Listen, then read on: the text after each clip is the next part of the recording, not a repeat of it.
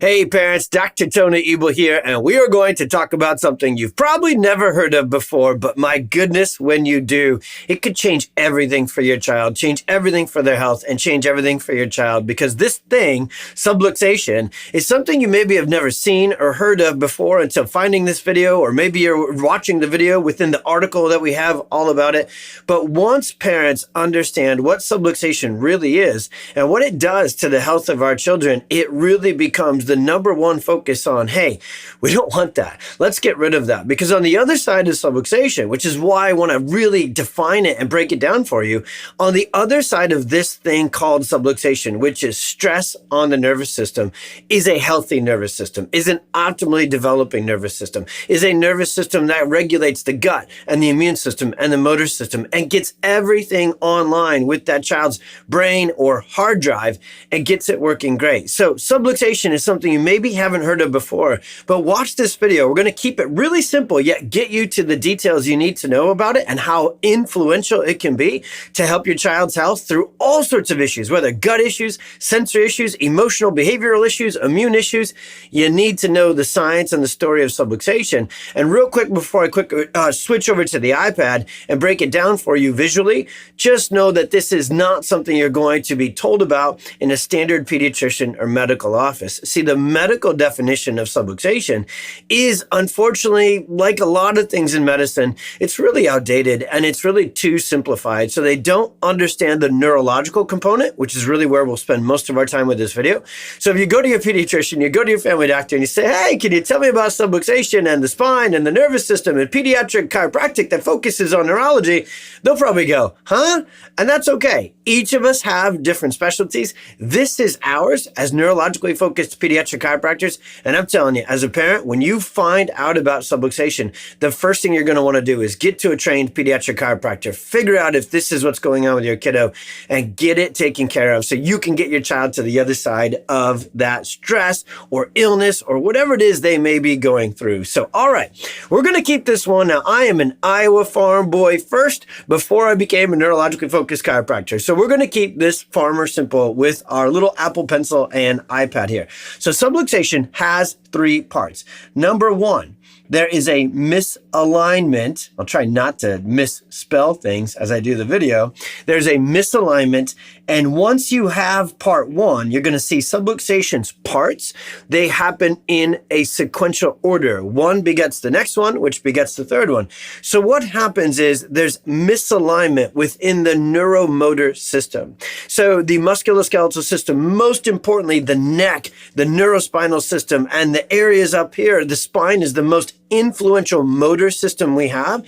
So when we have misalignment of the vertebrae, misalignment of the spine, we end up with fixation. And really what fixation can better be said is tension or altered tone. So if you've taken your child to a pediatric PT, OT, speech therapist, you probably have heard about proprioception, tone, coordination, some of these very important motor-based challenges.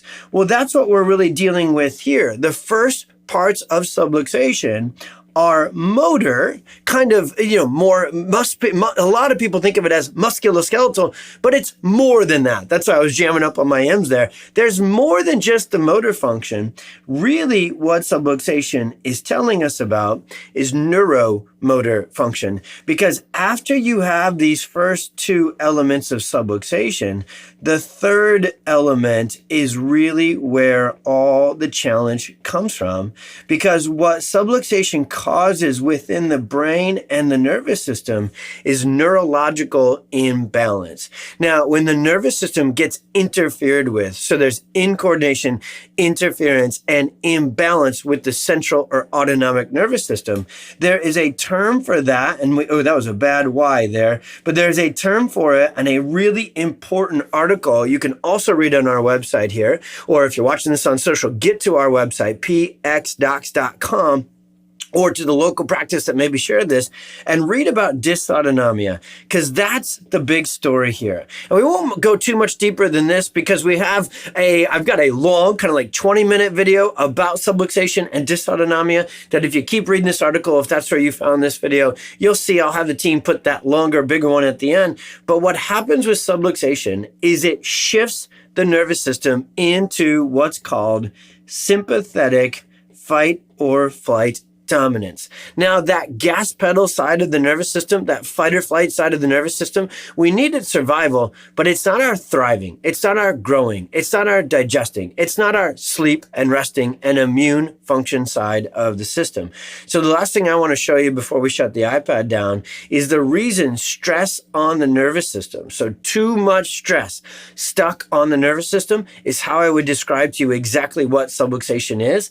It's the spine, and that neurospinal structural system is just our access point to the central autonomic nervous system, because that's how God designed us. It's the skull and the spine that protects the central nervous system and the brainstem and the vagus nerve and all these things you can learn about from subluxation.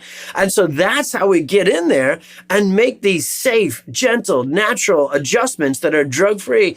And we can improve the function of the nervous system by clearing out the subluxation and the stress. And the first changes we see, because once that subluxation is there, so we have a stressed out nervous system, we'll put that in parentheses, the central nervous system or autonomic nervous system, it then goes down this road and it messes with the gut. The first thing subluxation does to a child, and it happens for adults too, is it shuts down gut motility and gut function. So that looks like reflux, colic, and those sort of things in an infant, constipation, and nervous stomach later on for a child. And then it also goes into the immune system, and it very much clogs up the ears. So subluxation and tension can really, really contribute to ear infections, croup, RSV, respiratory challenges, and just kind of over time, an autoimmune sort of environment. And the other system it really messes with is our motor system. So the motor milestones and developmental milestones. So I could go on and on. Again, there's another video that goes even longer, but subluxation has those three parts.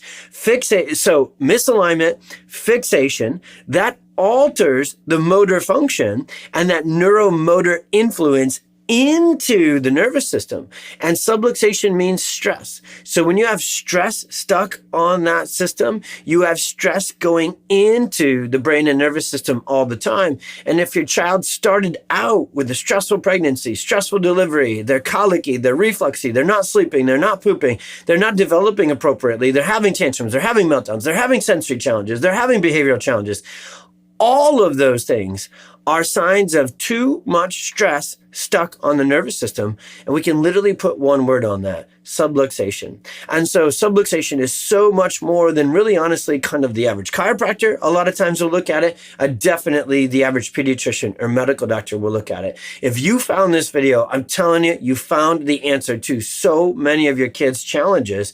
And the one thing you want to do is find yourself in more information. So watch the longer videos, read the whole articles, check out Dysautonomia, vagus nerve, perfect storm, birth trauma. If you're on the website, keep reading all these different articles. If you're on our socials, you can find it there and find tons more information about all the things connected to subluxation.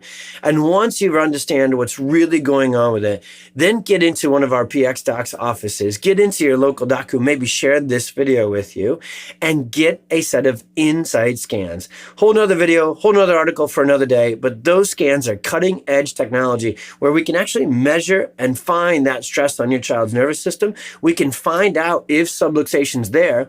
If so, how bad, how much, and if so, where? So then that pediatric chiropractor like myself can create a custom care plan to get this stress off your child's nervous system, get them back to balance, get them back to optimally functioning nervous system. And when you do that, guess what gets better? The gut gets better. The immune system gets better. The motor system gets better. They sleep better. They regulate their emotions better.